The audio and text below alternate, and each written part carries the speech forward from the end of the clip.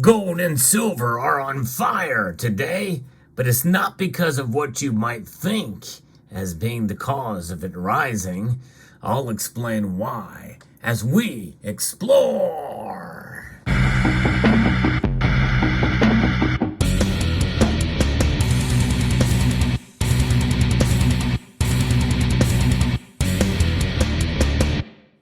Yeah, gold and silver up dramatically. This is a pretty big surge for one day.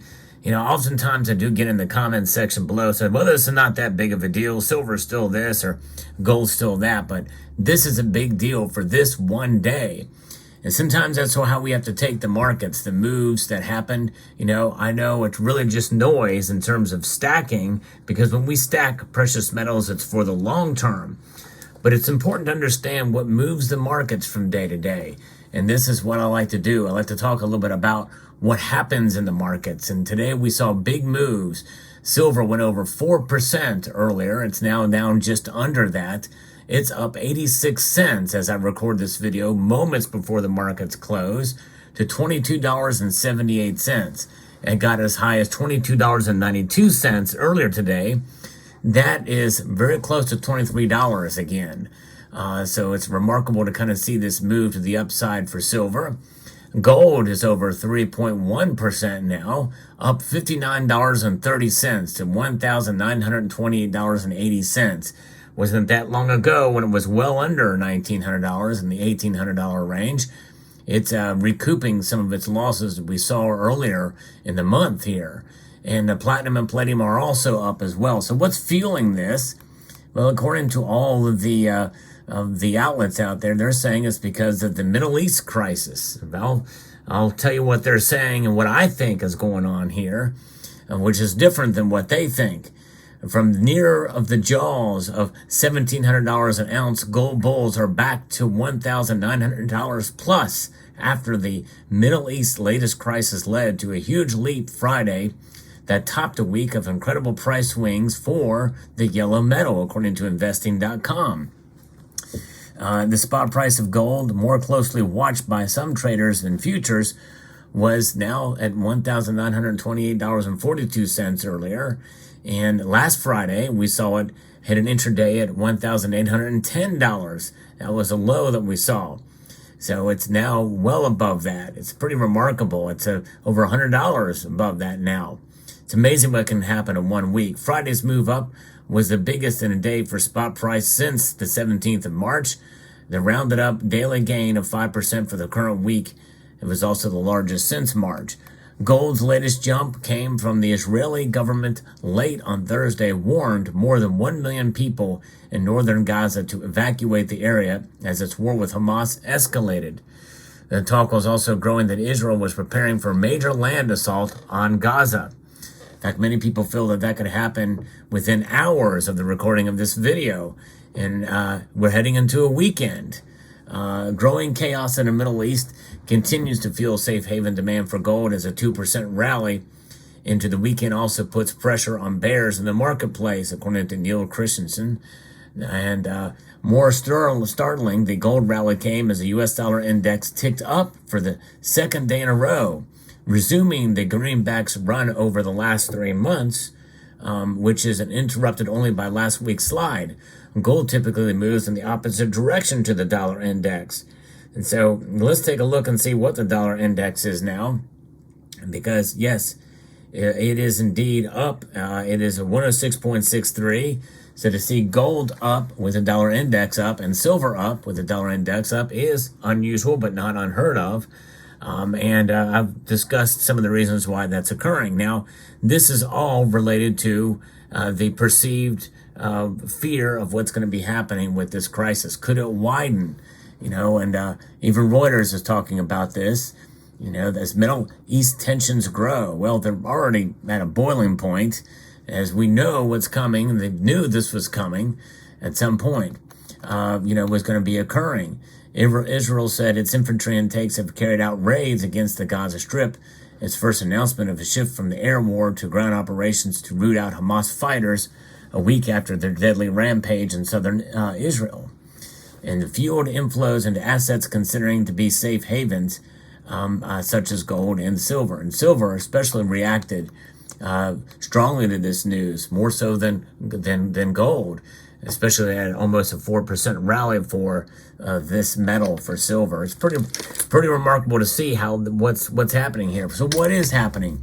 If it's not because of the Middle East that these agencies and news organizations are saying, where people run into the safe demand status, well, it's the phrase over the weekend.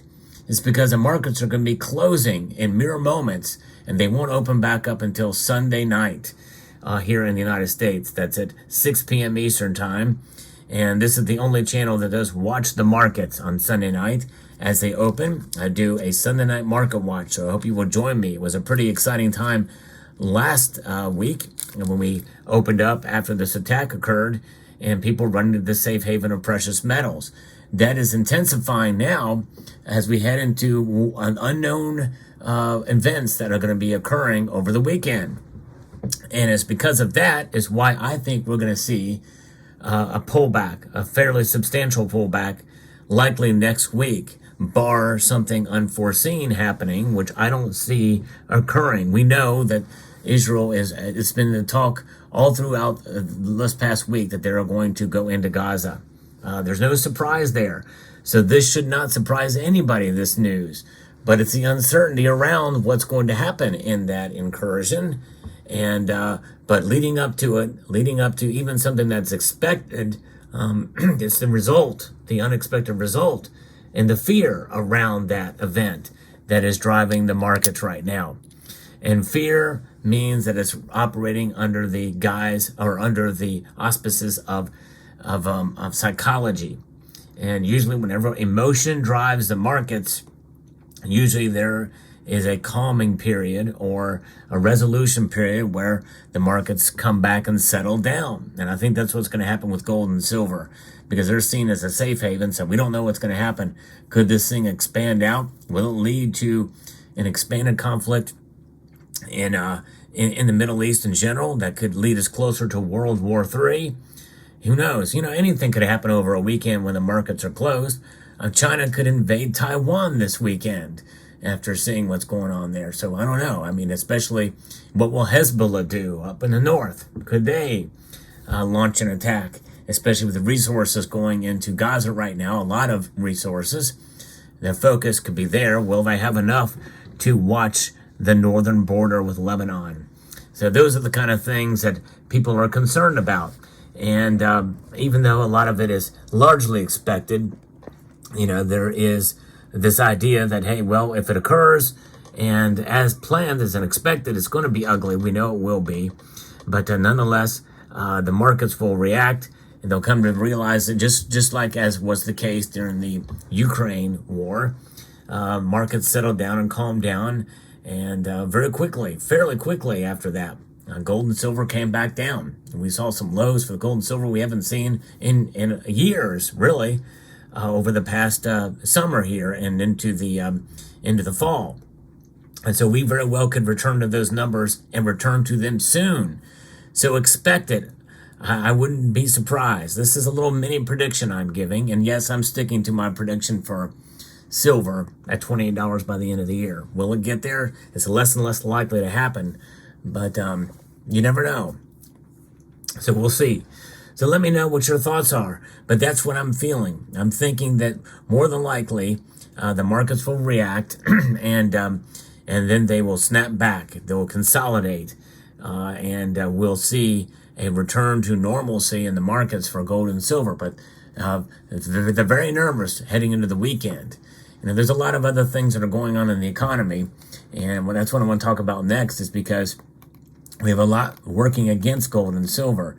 And now with this Reuters article here, we're seeing what's going on as they're talking about the U.S. consumer prices increase for September amid higher costs for rent and gasoline. But underlying inflation, that's the core inflation, is slowing, but only slightly. And again, that's according to, and that's what, the powers that be, the White House and others are holding on to and say, well, hey, it's slowing in this area. Yeah, by very slight margin. And of course, obviously, goods and services around the country, the way consumer price index is done, these are surveys done in each of the 12 districts for the Federal Reserve districts, and to give an idea of what prices are. They measure inflation differently now than they used to. And in reality, we probably have double-digit inflation now. Cost of goods and services has skyrocketed, especially with many food items. There's some food items where it's pulled back, but those are kind of anecdotally in your areas. It may be up more so than you think or than you'd like, or it could have come back to some normal areas. And there's other sectors where they have, where the supply chains have come back together again after COVID. And so you may see some prices come down, but they certainly weren't down to where they were before the pandemic and before inflation started. So people got to understand that. What is the root cause of inflation? It is not necessarily supply-demand fundamentals. Those are just regular swings in price because of those types of things that occur. You could call it inflation, but in reality, that's just the normal free market. Inflation is caused by one thing only. That is the Federal Reserve, what's listed at the top of this note. The Federal Reserve printing too much of these cotton linen fiber notes in order to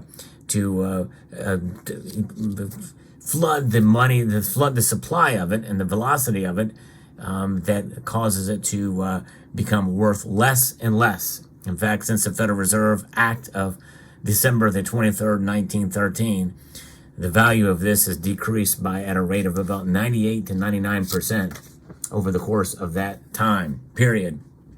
And so, it's strong, but it's strong in comparison to other currencies out there. But it ain't too pretty, the dollar is right now. But gold and silver are much prettier to look at, number one, more appealing to the eyes, and as a store of value, they will provide a better situation there as well, because value is the key word, which is different than price.